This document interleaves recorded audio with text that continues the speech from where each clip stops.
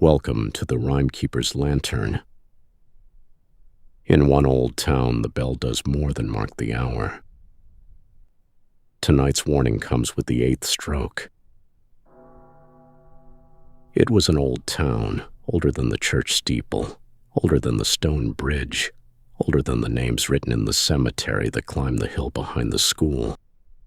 The streets were narrow and bent in odd places, as if something beneath them had shifted long ago and never settled back. In the daytime, people called it quaint. At night, they locked their windows. If you ask how the trouble began, no two mouths will give you the same answer. Some say it came with the bell. Some say the bell was hung only after the trouble had already begun, because terror without an hour is harder to survive than terror with a rule. Some say the town made a bargain in famine. Some say the bargain was made for them by their grandfathers, and the living are only paying interest on the dead. The oldest people say very little at all. They only look at the lane when dusk comes on and listen for the rope striking the U-beam in the wind. Children are not told any of this. Children are told a rhyme. A running little rhyme, foolish enough in daylight. A man in a nightgown, a tap at the window, a question asked at 8 o'clock. The sort of thing to make small ones laugh while they are being washed and put to bed. The sort of thing clever adults pretend is only a custom, only discipline, only a harmless old habit from a stricter age. But in that town, the rhyme is never sung whole after sunset. Not by mothers, not by fathers, not even by boys trying to scare each other in the lane. The last line is where voices fail. And every evening in sleet or heat or burial rain, someone walks to the church ruin and rings the old bell by hand. 8 strokes. No more, no less. Because by the 8th stroke, every child must be in bed. Not in the house, not by the hearth, not on the stair pretending they are just going. In bed, blanket drawn, feet covered, still as a prayer over the dead. Travelers laugh when they hear this. Outsiders always do. They smile at the women checking latches while there is still light, at the men sitting awake in dark kitchens with no candles lit, at the way the dogs creep under tables before the hour and refuse to be called out. A village trick, they say, a nursery terror, a story to keep children obedient. The townsfolk do not argue. They have learned the worst thing you can do with an old curse is speak of it plainly, as if naming it gives you power over it. It does not. It is older than names. That is what the old women say by the fire when they think no child is listening. Some things begin as bargains and end as weather. You stop asking why it rains.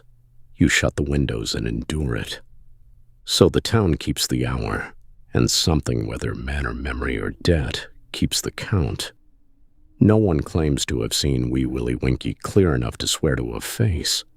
That too has become part of the fear. A thing with a face can be remembered. A thing without one can enter any dream. What people speak of are the signs. A soft running in the lane when no one is abroad. Bare feet on wet stone.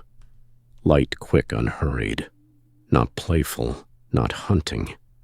Just certain. A tapping at shutters where no ladder stands. A faint testing of latches, as if curious fingers are learning the shape of iron in the dark. And sometimes, only sometimes, a voice. One woman heard a child reciting. One man heard his mother, dead 10 years. Old Fen swore she heard her own voice at 12 years old, asking to be let in. No one hears it the same. Everyone hears the question. And the wise do not answer. That is why blankets are tucked tight over small feet. Why mothers smooth the coverlet 3 times instead of once. Why fathers sit by the stair with a poker across their knees and never admit what they are listening for. Why older sisters, proud in daylight and sharp-tongued at supper, go upstairs early when the sky turns pewter and the rooks go quiet. Because the curse, if curse is the right word, does not break doors. It waits, it notices, it asks. And if the count is wrong, the town pays. Not always in the same way. That is another part of what makes it wicked. If it were simple, people might learn to fight it. If it were blood and teeth and broken wood, men would gather with axes and dogs and torches and call themselves brave. But this thing leaves little for bravery to strike. Sometimes there is only an empty bed, still warm, blanket folded back as neat as if careful hands had done it. Sometimes there are muddy prints on the floorboards and no prints leading to the door. Sometimes a child is there at dawn and yet not wholly back, standing in the yard barefoot in frost, staring toward the bridge, dirt under the nails, answering to their name only on the third or fourth call. Some return with a habit of listening to corners. Some stop sleeping unless their feet are bound in blankets tight enough to leave marks. Some will not look into windows after dark, even in their own homes. And a very few, this part is spoken only when the fire burns low, come back cheerful, polite and wrong, with all their memories in place except the hour between the 7th and 8th stroke. Those are the ones the town fears most, because fear you can pity, silence you can endure, but cheerfulness after a thing like that feels like a hand resting lightly on your shoulder in the dark.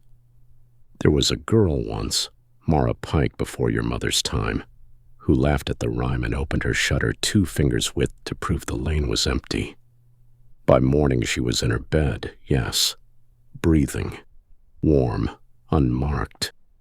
Her mother thanked God before breakfast. By noon, Mara had forgotten the names of the hens she'd raised from chicks. By evening, she asked why the house had so many doors. For a week, she slept in daylight and woke at dusk with her heels tucked up under her, listening. She lived, she married, she had sons. But every year, on the night the leaves first turned black at the edges, she sat at her window before sunset and whispered, very politely to someone no one else could hear, "Not tonight. They're all abed." No one in her family ever asked who she was speaking to. Then there was Ada Turner, little thing, hair like tow, no older than 6. The town says she wandered. That is the word they use when they cannot bear the truer one. Mrs. Turner scrubbed her threshold every dawn for 30 mornings with gray water and lye soap until the stone lightened a shade from the rest. If you stand at that doorstep even now, you can see the pale patch. Some say it is only old ware. Some say it is where the house tried to remember her. And Tom Parrow, yes, the same Tom whose grandchildren still keep to themselves on the South Road, was found in the lane at first light in his nightshirt, mud to his knees, carrying a small pebble wrapped in his fist so tightly they had to soak his hand in warm water to make him let go. He never said where he'd been. He only asked over and over why the churchyard was full of children he didn't know. There were no children in the churchyard. The rector told his mother so. But Tom kept setting an extra bowl at supper for a month, and if anyone moved it, he cried. These are the pieces the town gives you. Never the whole thing. Never enough to draw a clean shape. That is how you know it is true. False stories are generous with detail. Real fear is stingy. It leaves you with scraps. A rung bell, a barred shutter. A child's name used less often. A family Bible with one line pressed so hard the paper thinned beneath it. Even the inn keeps the custom. There was a cooper from the next county who stayed at the White Horse and laughed outright at the warning. Said he'd slept in wolf country and plague villages and under gallows, and no nursery song in a pretty little town was going to send him to bed by bell time. The innkeeper's wife said nothing. She only carried an extra blanket to his room and laid it at the foot of the bed. At 8 the bell was rung. At dawn the cooper came down grey-faced, hat in hand, and asked what lay buried under the floor of the upper room. Nothing, the innkeeper told him. That was true as far as anyone knew. The cooper left before breakfast. Years later, passing through on business, he would stable his horse outside town and walk around the long road rather than cross the bridge after dusk. He never again mocked the rhyme. He never again had children. Ask him why, and he'd look at the windows and say only, "I answered once." No one ever pressed him for more. That is the deepest rule in that place. Do not ask for the whole of it. The whole of it may notice. So the town endures by habit. They ring the bell. They tuck the blankets. They keep the feet covered. They do not sing the rhyme to the end. And on those wet autumn nights when the air tastes of iron and the lane shines black beneath the moon, they lie still and listen to the soft running pass from house to house, pausing where the walls lean close and the streets bend wrong. Some say the thing in the lane is collecting what was promised. Some say it is only checking. Some say it no longer remembers why it comes, only that it must. Old Fen says that is the worst possibility of all, because a hunger that remembers can be reasoned with. A hunger that is forgotten is just a habit wearing a voice. So if you pass through that town, and people still do, though fewer stay than once they did, you may admire the steeple, the bridge, the old cemetery climbing the hill.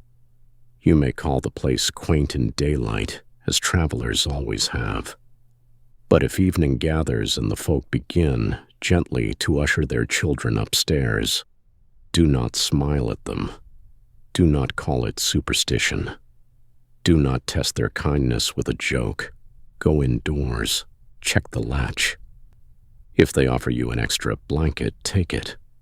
Draw it over your feet before the bell begins. And if between the 7th and 8th stroke you hear a light tapping at the shutter and a voice like a half-remembered cradle song asking its careful question, lie still. Do not answer. Let the town count you among the obedient, and pray the count comes right. The old towns keep their rules for a reason. If you ever hear the bell counting in the dark, make sure you are already abed before the last stroke. This has been the Rhymekeeper's Lantern. Old rhymes, dark warnings, and remember, never sing the last line.